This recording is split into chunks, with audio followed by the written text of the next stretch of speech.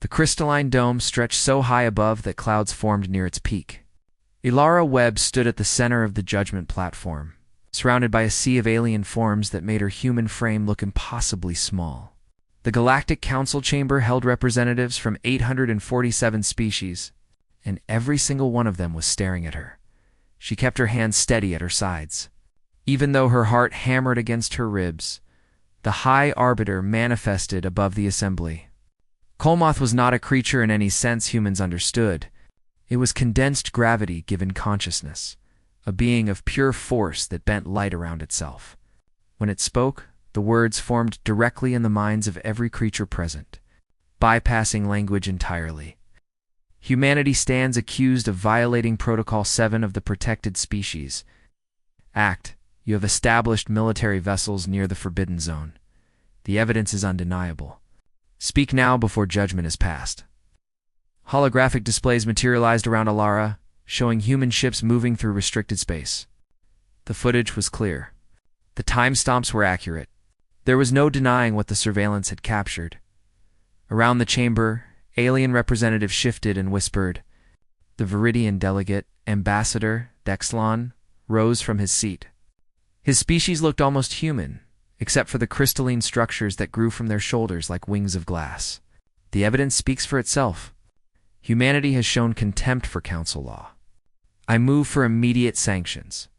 50 cycles of economic quarantine and expulsion from council space. Murmurs of agreement rippled through the assembly. Other species nodded or performed whatever gesture indicated approval in their biology. The vote would be a formality. Everyone knew how this would end. Lara finally spoke. Her voice was quiet, but carried through the chamber's perfect acoustics. I request permission to present evidence. Kolmoth's gravitational presence pulsed, which translated to mild amusement in the minds of those present. You may speak. You have 3 minutes. Ilara pulled a data chip from her pocket and inserted it into the platform's interface. A new hologram appeared, replacing the council's surveillance footage. It showed a small survey ship drifting through space, its hull bearing civilian markings. The timestamp was 72 hours old. This is the civilian vessel Morningstar, Ilara said, registered for cosmic radiation research. Its pilot was my brother, Marcus Webb. He is 28 years old. He likes bad coffee and ancient Earth music. He has never fired a weapon in his life. Footage continued. 3 unmarked ships emerged from the darkness and surrounded the Morning Star. They disabled its engines, precision strikes. Then they boarded it. The council chamber fell silent as they watched Marcus Webb fight desperately against his attackers. The aliens wore no insignia, carried no identification. They beat him until he stopped resisting, then dragged him through the airlock. The last frame showed tools being prepared, implements designed for causing pain. Then the transmission cut to static. Ilara's hands were shaking now, but her voice remained level. My brother sent this 40 hours ago. His emergency beacon went dark 16 hours after that. Those ships you showed me, the ones you call our military presence, are search and rescue vessels. We went looking for my brother. Ixalan stood again. This is unfortunate, but irrelevant. One human life does not justify breaching the Forbidden Zone. The protocols exist for the safety of all species. Safety, Ilara repeated. She looked directly at the Viridian ambassador.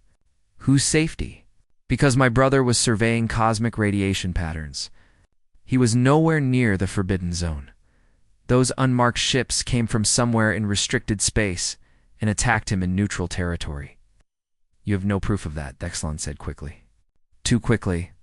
Kolmoth's presence grew heavier, a sign of displeasure. This council does not judge based on emotional appeals. The human vessel violated Protocol 7. The penalty is determined by law, not sympathy. We will now vote. Lara closed her eyes for a moment. When she opened them, something had changed in her expression. The fear was gone, replaced by cold calculation. Then let it be noted officially, she said, her voice ringing through the chamber. Earth formally withdraws its signature from the Galactic Accord. Effective immediately, the chamber erupted. Representatives from hundreds of species began shouting or emitting whatever sounds indicated shock in their biology. The translator systems struggled to keep up with the chaos. No species had ever voluntarily left the Council. The economic consequences would be devastating. The military implications were unthinkable. Species that left Council protection became targets for every pirate, warlord, and opportunistic empire in the galaxy. Colmouth's gravitational field intensified until the air itself seemed to compress. You condemn your entire species for one individual. This is madness. No, Ilara said. This is clarity. My brother's life matters more than your politics. If the price of staying in this council is accepting that one human life is expendable, then we choose to leave. We would rather face the galaxy alone than compromise on that principle. She turned slowly, looking at the assembled species. Every one of you in this chamber has made that same calculation at some point. You have weighed individual lives against political convenience. You have accepted losses because the alternative seemed too costly. You refuse. One human life is worth any price. Thixlan's crystalline structures flared with light, a sign of agitation. You will be destroyed. Pirates will tear your colonies apart. Raiders will sell your people as slaves. The Council's protection is the only thing keeping species like yours alive. We will see, Elara said. She walked toward the exit, her footsteps echoing in the stunned silence. At the doorway, she paused and looked back. You have 3 solar days to return, my brother, alive and unharmed. After that, humanity stops playing by your rules. The human delegation followed her out. Their ships departed Council space within the hour, leaving behind trade agreements, diplomatic posts, and 40 years of careful relationship building in the Council chamber. Species representatives looked at each other with confusion and concern. The humans had seemed so reasonable, so eager to fit in, so grateful for their place in galactic society. This defiance made no sense. High Arbiter Colmouth convened an emergency session with the founding species. Humanity represented barely a fraction of galactic military power. Their economy was small. Their technology was generations behind Council standards. They should be begging to return, not making demands. But something nagged at Colmouth's ancient consciousness. A detail that did not fit. The human ships had left Council space, but they had not headed directly back toward Earth. They had scattered in multiple directions, moving with purpose toward destinations the Council did not recognize. Almost as if they had been planning for this possibility. Almost as if 40 years of seeming weakness had been something else entirely. On Earth, in facilities hidden across 7 continents, soldiers and scientists received the activation codes. Project Sleeping Giant was no longer theoretical. The time for pretending was over. And in the depths of Viridian space, in a secret detention facility that officially did not exist, Marcus Webb hung in restraints while his captors prepared another round of interrogation. They needed to know what Earth had learned about Viridian. Operations in the Forbidden Zone. They needed to know how much the humans suspected, but Marcus just smiled through. His pain and whispered words his interrogators could not understand. Ilara is coming. And when she does, you will learn what it means to hurt a human's family. The countdown had begun. 3 days passed like a held breath across the galaxy. The Galactic Council convened emergency sessions. Trade routes that had flowed through human space were disrupted. Diplomatic channels went silent. Earth's colony worlds recalled their populations, pulling back behind their own borders like a creature withdrawing into its shell. The Council waited for humanity to break, to come begging for readmission. Species did not survive alone in the galaxy. The history of the last 1,000 years proved this truth again and again. Then Ilara. Webb's second transmission arrived. She appeared on every public channel, every diplomatic frequency, every communication network the galaxy used. Behind her was a command bridge, unlike anything Council species recognized. Holographic displays showed star maps marked with hundreds of red points. My brother is still missing, Ilara said. Her voice was calm, almost conversational. I gave you 3 days. That time is now over. She gestured and the star map expanded. For 40 years, humanity has been a member of the Galactic Council. We sent trade ships to your worlds, cultural exchange programs, tourist groups, scientific expeditions. You welcomed us. You taught us about galactic civilization. You showed us your cities, your infrastructure, your way of life. Her expression hardened. Thank you for the education. We learned everything we needed. The display changed, showing images of Council military installations, supply depots, communication hubs, command centers. Hundreds of them. Thousands. Each one precisely mapped and documented. Those trade ships carried intelligence operatives. Those cultural exchange students were trained observers. Those tourists with cameras were mapping your defensive positions. For 40 years, while you thought we were weak newcomers learning our place, we were conducting the largest intel IGENT's operation in galactic history around the galaxy. Military commanders stared at their screens in growing horror. The level of infiltration was impossible. No species could have embedded operatives that deeply without detection. Vixlan appeared on a split screen, his crystalline structures flaring with rage. This is a bluff. You have survey ships and cargo haulers. We have armadas that conquered hundreds of worlds. Your posturing means nothing, does it? Ilara transmitted coordinates. Watch. Across 12 sectors simultaneously, human ships appeared from nowhere. They moved faster than Council sensors could properly track, their stealth systems making them nearly invisible until they chose to be seen. Defense platforms that had stood for centuries suddenly went dark. Communication arrays stopped transmitting. Shield generators failed, but no one died. The strikes were surgical, disabling without destroying. Crews found themselves floating in dead ships, alive but helpless. Watching as human vessels vanished back into the darkness, the demonstration lasted for minutes. When it ended, 12 major Council installations were neutralized, and the galaxy understood that everything had changed. We are not conquerors, Ilara said. We could have killed millions just now. We chose not to. But understand this truth clearly. Every Council world now has human assets embedded in critical systems.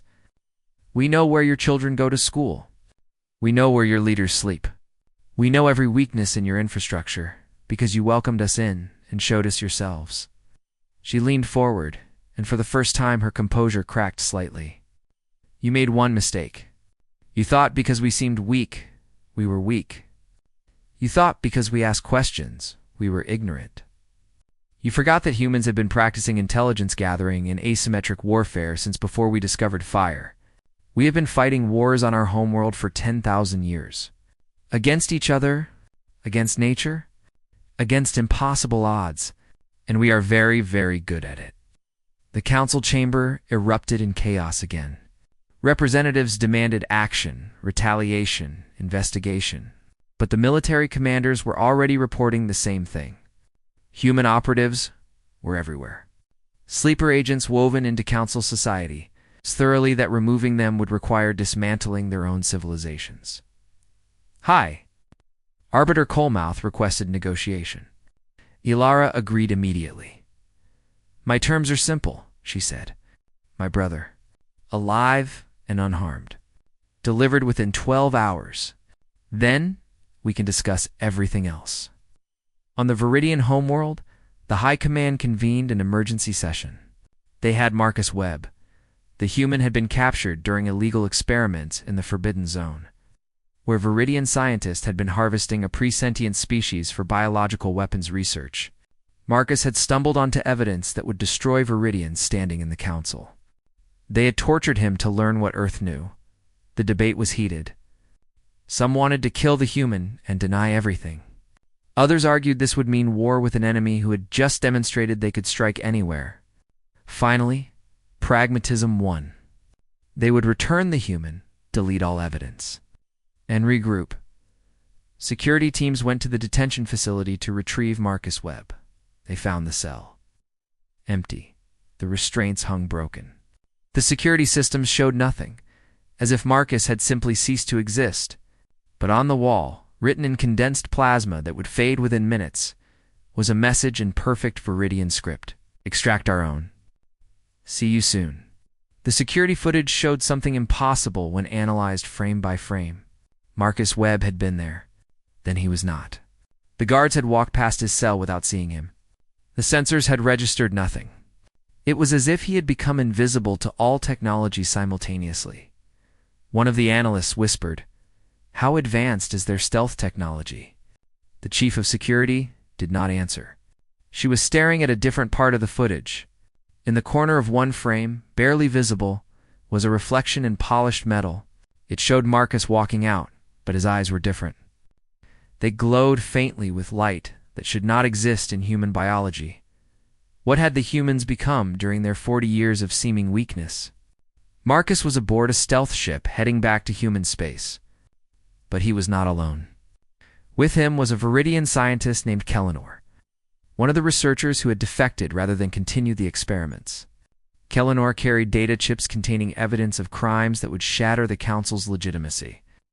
"Your sister is remarkable," Kellinor said, his crystalline structures dim with exhaustion. "She outmaneuvered the entire Council in 3 days." Marcus smiled, though his body still ached from the interrogation. "Ilara has been preparing for this her whole life. She never trusted the Council. None of us did, really. We just smiled and nodded while we learned everything we could." "Your species is terrifying," Kellinor said quietly. "No," Marcus corrected. "We are just very, very motivated. You hurt someone's family, you face the consequences. That is the human way." Kellinor's structures flickered nervously. "There is something you should know. The Council has a weapon. The Terminus Protocol. It was built by the founding species 3,000 years ago. Antimatter weapons positioned throughout the galaxy, designed to sterilize entire sectors. If you push them too far, they will use it. They will sacrifice billions to maintain their power." Marcus's expression darkened. "How many people know about this?" 5 council members hold the activation codes. The existence of the protocol is classified beyond top secret. "Then we need to change our strategy," Marcus said. He opened a communication channel to Earth. "Lara, we have a problem." The war room beneath Earth's strategic command buzzed with controlled energy. Holographic displays showed fleet positions, intelligence reports, and diplomatic channels across dozens of worlds.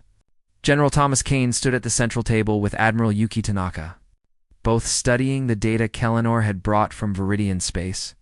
Ilara Webb entered the room and immediately crossed to where her brother sat with medical staff examining his injuries. She embraced him carefully, mindful of his bruised ribs and the burns on his arms. They held each other in silence for a moment before military necessity pulled them apart. "Show me what you found," Ilara said. Kellinor activated his data chips. The holographic display filled with horror. Genetic experiments on sentient species. Slave worlds hidden in dead zones where no council patrols ventured. Systematic erasure of entire civilizations deemed economically inconvenient. The founding species had built the council not as a protector of galactic peace, but as a mechanism for control. Oh. "This evidence will destroy their legitimacy," Kane said. "We release this to every species in the galaxy simultaneously, and the council collapses from internal revolt." Oh. "No," Tanaka countered. "Many species benefit from the current system. They are complicit. If we release this too quickly, they will unite against us out of self-preservation. We become the threat they rally against." Ilara studied the data, her mind racing through possibilities. "We are thinking too directly. This is not about winning through force or even through truth. This is about fracturing their unity, making them turn on each other." Marcus leaned forward despite his pain. "You want to make them suspect one another. Classic intelligence tactics." "More than that," Ilara said. "We make them believe one of the founding species has already betrayed them. We turn their paranoia into our weapon." Over the next 18 hours, human intelligence operatives executed the most delicate operation of the war. Using quantum encryption technology that the Council did not know existed, they fabricated communications suggesting the Viridian Empire had been secretly negotiating with humanity for years. The documents were perfect forgeries, complete with authentication codes and private. Council channels. The fabricated communications suggested that Viridians planned to betray the Council in exchange for control of key sectors. They included detailed discussions of Council weaknesses, strategic military positions, and economic vulnerabilities. Information only a founding species would know. These forgeries were planted in Council intelligence networks in ways that made them appear to be accidental discoveries.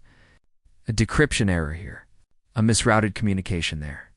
Each one carefully designed to look like the Viridians had tried to hide their treachery but failed. Within 12 hours, the other founding species, the Kryn hierarchy and the Dravos collective, detected the communications. Emergency meetings were convened. Ambassadors demanded explanations. The Viridians denied everything. But their desperate denials only made them seem more guilty. Trust between the founding species began to fracture simultaneously. Alara prepared a second operation. She opened communication channels to every minor species in the Council, those who held votes but little real power. Her message was simple and devastating. When was the last time your people had a real voice in Council decisions? When were you consulted before laws were passed that affected your worlds? When were you more than vassals serving the interests of the powerful? She asked questions, but offered nothing. No promises of human protection. No suggestions of rebellion.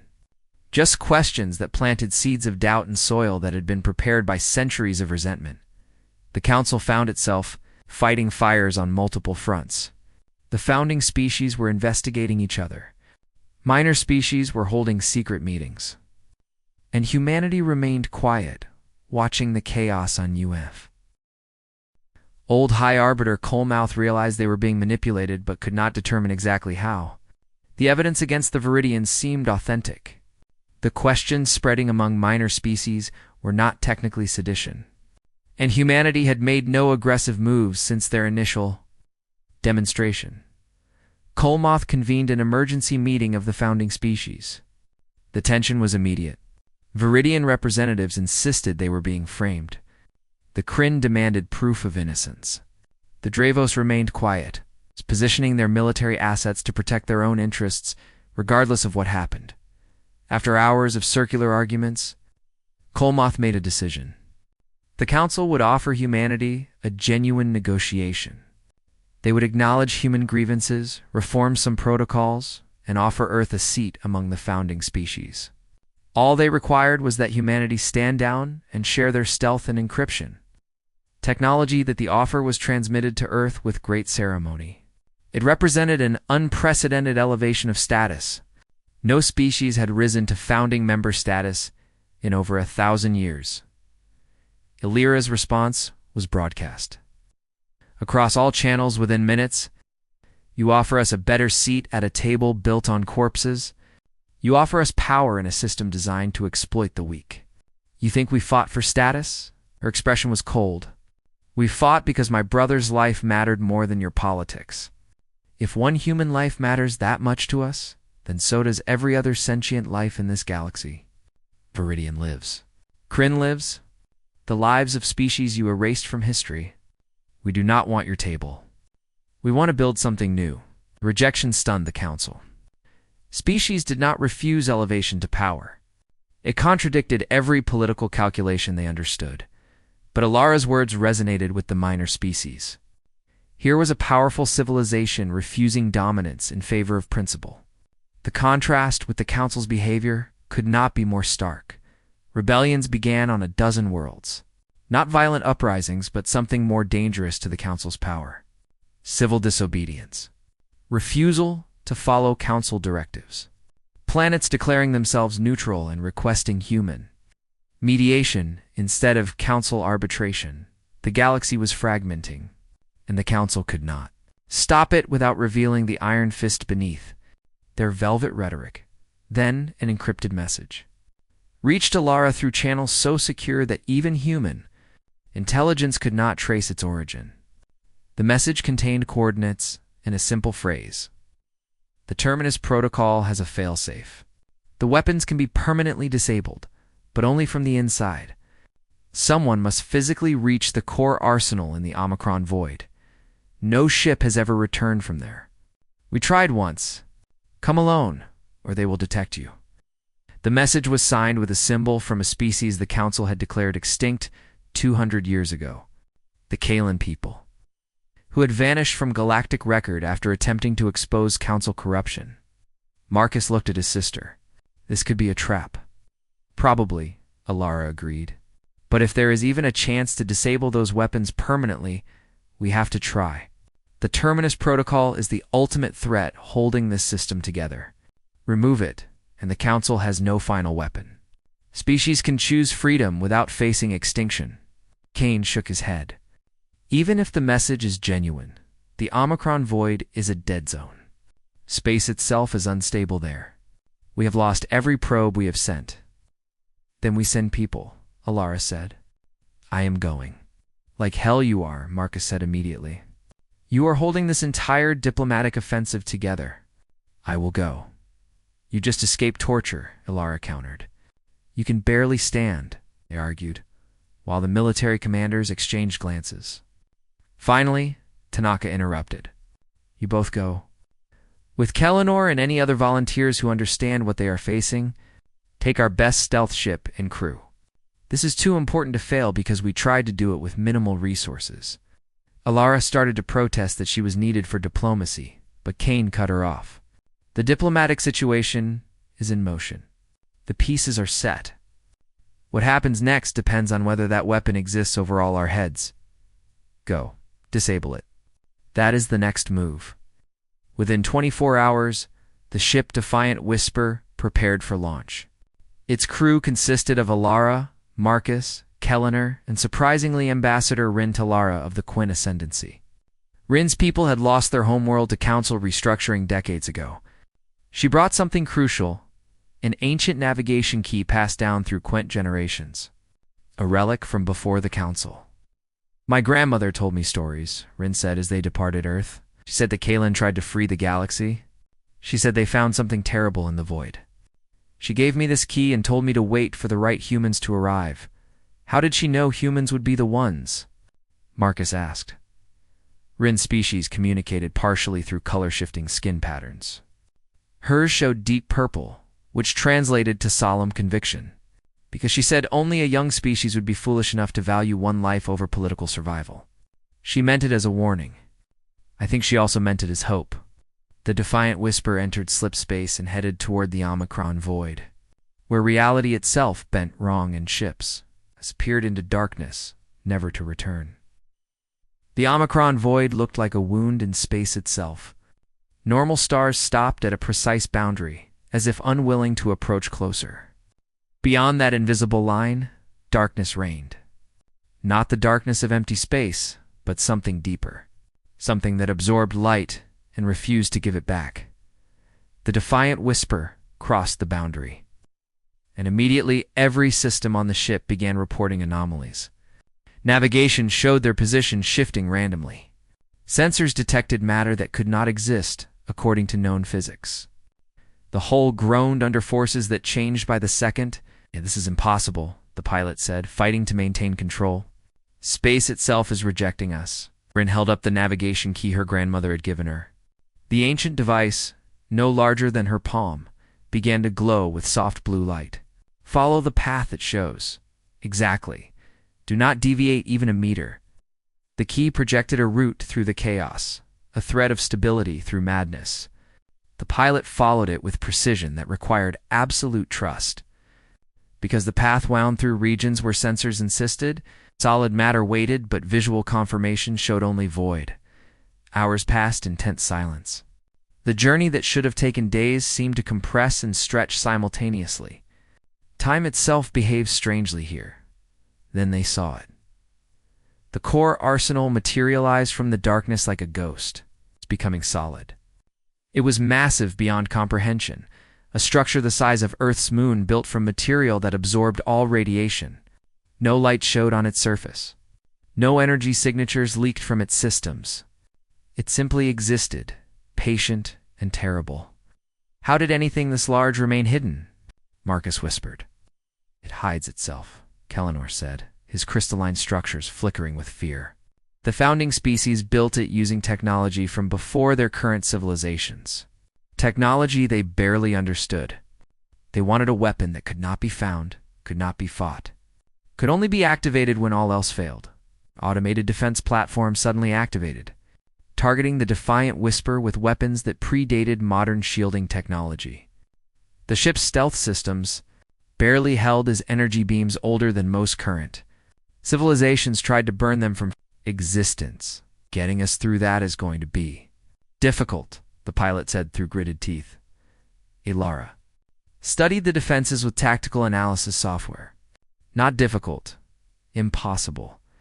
Those platforms adapt to countermeasures. They were designed to stop any conventional approach. Then we use an unconventional approach, Marcus said. He activated the ship's quantum phase-shifting drive, technology humanity had developed in secret during their 40 years of apparent weakness. We stopped being entirely real. The Defiant Whisper began to phase between dimensions, existing in normal space for only microseconds at a time before shifting into quantum probability states. The defense platforms could not lock onto a target that existed and did not exist simultaneously. They reached the Arsenal's docking bay through a combination of technology and desperation. The interior was vast and dark, corridors stretching in directions that hurt to look at too long. The architecture followed rules that predated modern understanding of space. The Kalan survivors should be in the core, Rin said, consulting the key. The message said they have been hiding here for 2 centuries, keeping the Arsenal's systems from being upgraded. They moved through the station with weapons ready. Though what good human weapons would do against technology this ancient was questionable. The halls were empty, but somehow felt watched, as if the station itself was aware of their presence. In a chamber near the core, they found the Kalan. There were 43 survivors, living in a section of the arsenal that the automatic systems did not monitor. They had survived by staying small, staying hidden, and maintaining just enough of the ancient machinery to prevent the Council from modernizing the Terminus Protocol. Their leader, an elderly Kalan named Vexra, greeted Ilara with relief and exhaustion. Finally, we have been sending that message for 3 years, hoping someone brave enough would come. You know how to disable the protocol? Ilara asked. Yes and no, Vexra said. We know the theoretical method. The failsafe requires a consciousness interface with the Arsenal's central AI. Someone must connect directly and convince it to stand Tau. But the AI was programmed by the founding species at their most paranoid. It is designed to eliminate threats, and it considers any species capable of reaching it to be a threat. Marcus started to volunteer, but Ilara stopped him. I am the diplomat.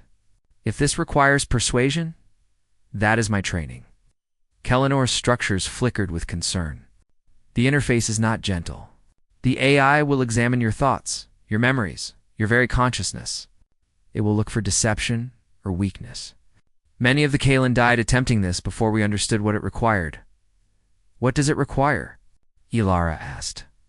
Absolute honest conviction, Vexra said. The AI must believe you truly understand why the Terminus Protocol should not exist. Belief based not on tactics or temporary advantage, but on fundamental principle. It will search your mind for that truth. Lyra nodded slowly. Then let us begin.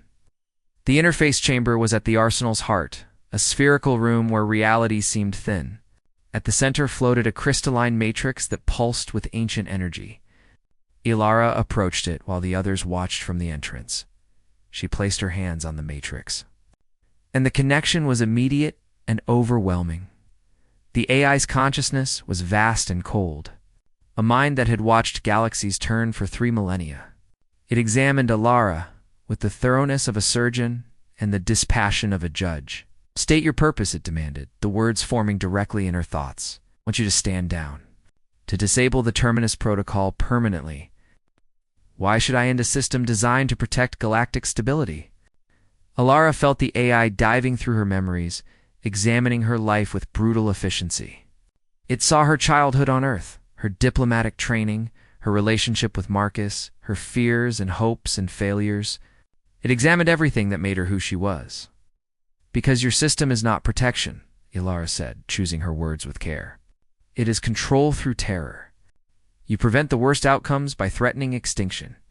That is not safety. That is hostage-taking on a galactic scale. Order prevents chaos. Guided evolution has saved the galaxy from self-destruction multiple times. Freedom without wisdom leads to suffering. The AI showed her visions of what it had witnessed. Species that destroyed themselves through nuclear war, biological weapons, environmental collapse. Civilizations that tore themselves apart through ideology or resource competition. The Terminus Protocol had been activated twice in recorded history, racing sectors to prevent contagion of destructive behavior. I do not deny that sapient beings make terrible mistakes, Ilara said. Humanity has nearly destroyed itself a dozen times, but we learned from those near extinctions. We grew. We became better not because someone forced us to, but because we chose to after seeing the consequences of our actions. Yet you would have died without intervention. Multiple times, maybe. But our growth came from surviving those experiences, from making our own choices and living with the results. You have created a galaxy of children who never mature because you never let them face real consequences. That is not protection. That is stagnation disguised as safety. The debate continued for what felt like hours, though time had little meaning in the interface. The AI argued with relentless logic. Ilara countered with examples from human history, with philosophy, with the fundamental principle that sapient beings deserve the right to choose their own paths, even when those choices led to suffering. Finally, she made her core argument. You were created to protect the galaxy. But ask yourself honestly, has the galaxy grown under your watch? Have species developed their full potential? Or have you created eternal dependency, where everyone remains weak because you never allow them to become strong through struggle? Strength through suffering is a dangerous principle. So is safety through subjugation. You are not protecting the galaxy anymore. You are imprisoning it. And prisons, no matter how well-intentioned, ultimately break those confined within them. Outside the chamber, alarms began to blare throughout the station. Marcus checked his tactical display and swore. Council fleet. They found us. Viridian Empire in the lead with enough firepower to crack planets. The Kalon survivors began preparing what few defenses they had. It would not be enough. In the interface, Ilara felt the AI considering her words with agonizing slowness. Then it spoke again. You have convinced me of something unexpected. Not that I should disable the protocol, but that the decision should no longer be mine to make. Power surged through the arsenal. The Terminus Protocol did not shut down. Instead, every control, every activation code, every piece of data about the ancient weapons transferred to the Defiant Whispers computers. The AI gave humanity complete control of the galaxy's ultimate weapon. You have convinced me that sapient beings must choose their own path, the AI said. Therefore, I choose to give you the power we wielded. What you do with it will prove whether your philosophy is wisdom or naive hope. Use this weapon, and you become what you hate. Destroy it, and you risk future tyranny you cannot stop. The burden is yours now. Then the AI deleted itself. Considering its millennia-long task complete, Ilara collapsed. Bleeding from her nose and ears, the interface had pushed her consciousness to its limits. Marcus caught her as she fell. Did it work? He asked. Yes, Ilara whispered. And it was so much worse than I imagined. The battle outside the core arsenal turned the void into a storm of violence. The Council fleet, led by 36 Viridian dreadnoughts, emerged from slipspace with weapons already firing. They had come to destroy the arsenal and everyone inside it, rather than allow humanity to control the Terminus Protocol, Admiral Tanaka commanded. The human defense fleet from the bridge of the carrier unities. Stand. Her forces were outnumbered 50-1, facing ships with centuries more advanced technology. By every conventional calculation, the battle was already lost, but humanity had stopped fighting conventionally decades ago. Activate Neuralink Combat Network, Tanaka ordered. All ships, all personnel, full synchronization. Throughout the human fleet, soldiers and pilots connected to a quantum communication system that linked their minds in combat scenarios. Each ship remained under individual control, but decisions flowed between crews at the speed of thought. They became a single organism with thousands of eyes and hands, Thinking and reacting as one unified intelligence, the Council fleet attacked with overwhelming force. But their formations were designed for conventional warfare. They expected human ships to defend fixed positions, to trade fire in predictable patterns, to follow established tactical doctrine. Instead, the human fleet moved like a school of fish, each vessel knowing instantaneously what every other vessel intended. They flowed around Council fire, concentrated overwhelming force on isolated targets, then dispersed before retaliation could land. Their weapons adapted in real time. 2 enemy defenses because every successful strike was immediately analyzed and shared across the entire fleet. The Viridian commander watched in growing horror as his superior numbers meant nothing against an enemy that operated with inhuman coordination. Human ships should not be able to make decisions that fast, should not be able to adapt that quickly. But they were not making decisions individually. They were thinking as one. Still, superior technology and numbers began to tell. Human ships were destroyed despite their coordination. The defense could not hold indefinitely. Inside the arsenal, Ilara recovered enough to stand. The data from the Terminus protocol filled the Defiant Whisper's computers with information that would take years to fully analyze. But the basic truth was clear. Humanity now controlled weapons capable of sterilizing entire sectors of space. "We need to leave now," Marcus said, watching the battle unfold on tactical displays.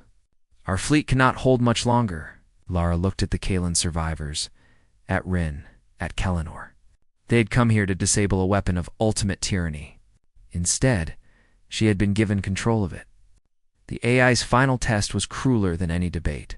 "Help me to the communications array," she said. "I need to broadcast to the entire galaxy." They carried her to the station's transmission center, chamber designed to send signals across every inhabited system simultaneously. Ilara activated it, and her face appeared on billions of screens across hundreds of worlds. She looked terrible. Blood still leaked from her ears. Her voice was hoarse, but her eyes held absolute conviction. "I am Ambassador Ilara Webb, speaking from the core arsenal in the Omicron Void. I want to tell you about a weapon that has controlled your lives for 3,000 years. She explained the Terminus protocol, the antimatter weapons, the forced evolution, the extinction events disguised as natural disasters. She showed the evidence Kellinor had brought, proving the Council's centuries of crimes. She revealed everything the founding species had hidden.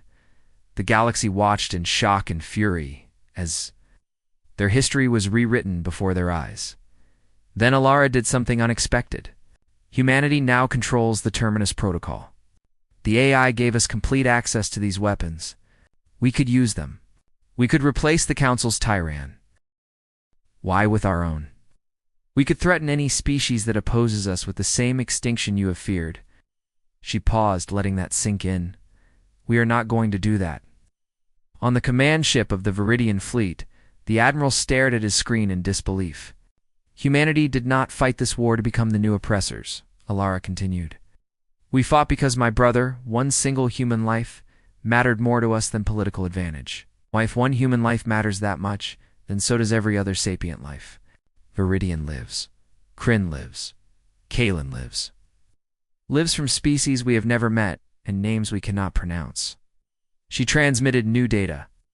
"I am releasing control of the core arsenal to a coalition of species the Council oppressed, the Kalan survivors, who have maintained this station for 2 centuries, the Quintesscendency who lost their homeworld, representatives from every minor species who suffered under Council authority.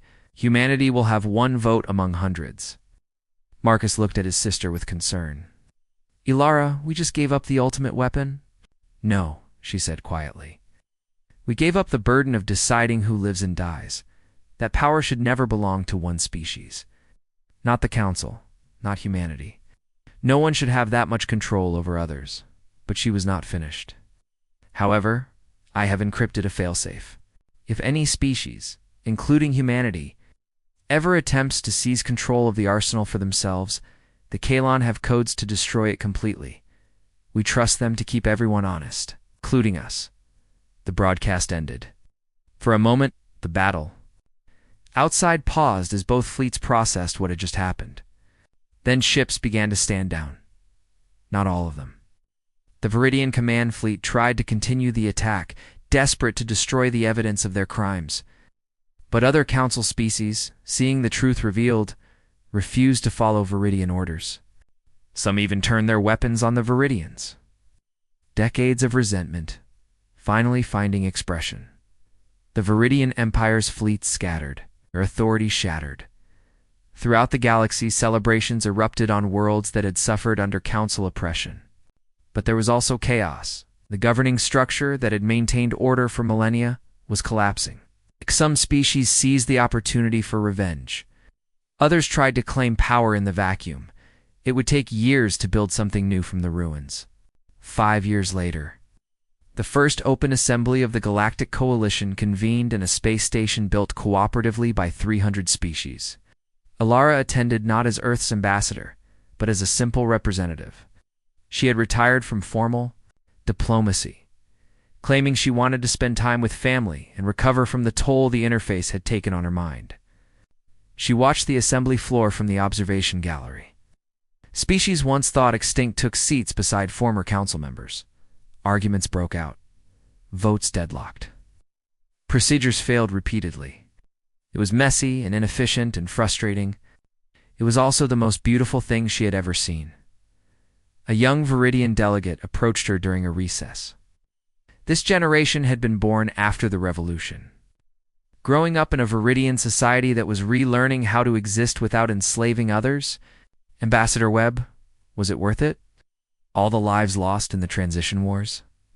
Alara looked at the chaotic assembly floor. Ask me again in 100 years. But yes, I think so.